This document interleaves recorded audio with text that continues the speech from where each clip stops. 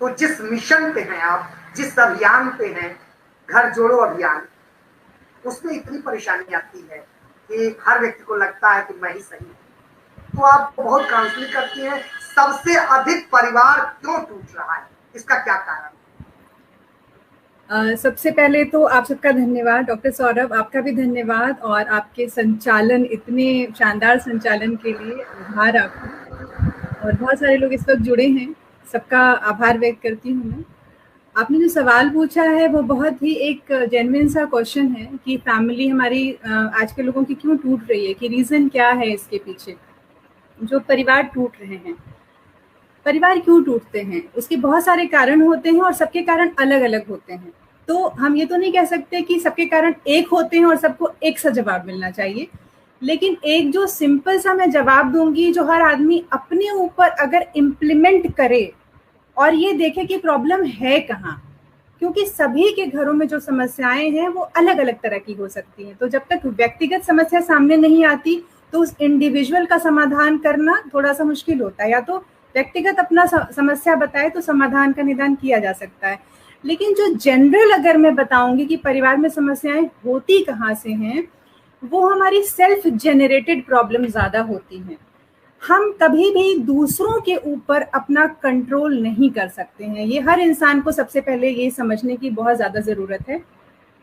आजकल की लाइफ में होता क्या है कि हर इंसान चाहता है कि सामने वाला हमारे अकॉर्डिंग काम करे। और मैंने ये कहीं सुना था और पढ़ा भी है कि जब एक परिवार में हम दो लोग होते हैं और साथ में होते हैं, तो हम दोनों अलग अलग इंडिविजुअल होते हैं, सबके सोचने का तरीका अलग होता है, सामने वाले के सोचने का तरीका अलग होता है और हमारा सोचने का तरीका अलग होता है। मैं बिल्कुल साइकोलॉजिकल फैक्ट की तरह पे बता रही हूँ। अगर आप इसको इमोशनली लेंगे तो उसके बहुत और भी फैक्टर्स होंगे, बट होता क्या है एक्चुअली, कोई भी इंसान किसी दूसरे के अकॉर्डिंग एक्ट नहीं कर पाता, ये बहुत मुश्किल है। कई बार हम कोशिश जरूर करते हैं, अगर मैं समझाऊं, आप समझाएं, बड़े समझाएं, तो वो करते हैं कोशिश, कुछ समय तक करते हैं, लेकिन बार बार कुछ ऐसे एक्शंस हो जाते हैं जो सामने वाले को नहीं पसंद आते हैं। हमेशा एक होता है शक, जो मन में घर कर जाता है लोगों के। शक एक बहुत आम समस्या होती जा रही है परिवार में, और मेरे ख्याल से शक का कोई इलाज होता नहीं है। अगर जिसके मन में शक घर कर गया है उसको निकालना बहुत मुश्किल का काम है। अगर किसी के मन में किसी भी किस्म का शक जनरेट हो रहा है तो सबसे पहले तो ये ध्यान दें कि शक ओन जनरेटेड चीज होती है, मीन्स वो हमारी सेल्फ जनरेटेड है। और जो इंसान शक करता है वो एक्चुअली सामने वाले का कुछ हार्म नहीं कर पाता है, वो सिर्फ और सिर्फ अपना हार्म कर रहा होता है। अगर आप ये देखें कि मैं हूं और मुझे सामने वाले पे शक है, सपोज करिए, तो मैं सामने वाले का ज्यादा कुछ नहीं डिस्ट्रॉय कर रही हूँ। मैं किसका डिस्ट्रॉय कर रही हूँ, सिर्फ अपने इनर पीस को डिस्ट्रॉय कर रही हूँ, मेंटल पीस को डिस्ट्रॉय कर रही हूँ। मीन्स, और सभी को पता है कि अगर हम स्ट्रेस में होते हैं और हमें कुछ मेंटल इलनेस होती है और ज़रूरत से ज़्यादा स्ट्रेस लेते हैं तो वो कहीं ना कहीं हमें फिजिकली हार्म कर रहा होता है।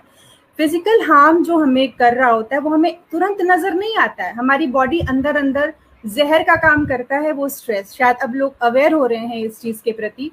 तो आप क्या उस शब्द को इतनी लाइफ में इंपॉर्टेंस देंगे कि वो आपको ही अंदर अंदर खत्म करे जा रहा है? तो यहाँ पे थोड़ा जागरूक होने की जरूरत है कि हम अपनी लाइफ में जगह किसको दे रहे हैं। आपसी सामंजस्य, तालमेल अगर नहीं बैठ रहा है, तो शायद बैठ करके बात करने की जरूरत सबसे पहले होनी चाहिए। और यहाँ पे मैं दोनों पक्षों से कहती हूँ कि जब साथ में दो लोग आए हैं और ये तय है कि हमें साथ में रहना है, तो हमें कमियों के साथ भी एक्सेप्ट करने की जरूरत होती है। हर आदमी परफेक्ट नहीं होता है। कहते हैं कि अगर मैं अच्छी हूँ, और तो मैं सिर्फ एक इंसान के लिए नहीं अच्छी हूँ, मैं सभी लोगों के लिए अच्छी हूँ। अगर कोई मुझसे प्यार करते हैं तो मैं अच्छी हूँ, तो मुझसे बहुत सारे लोग प्यार करते हैं। तो सिर्फ एक इंसान मुझे प्यार कर रहा है, इसमें उसकी क्या खासियत है कि वो मुझसे प्यार कर रहा है? मैं तो अच्छी हूँ तो सभी मुझसे प्यार कर रहे हैं। अगर आप मुझसे प्यार करते हैं तो आप मुझे मेरी कमियों के साथ भी एक्सेप्ट करेंगे कि मुझ में ये फ्लॉज है, तो इसके साथ आप मुझे एक्सेप्ट करिए।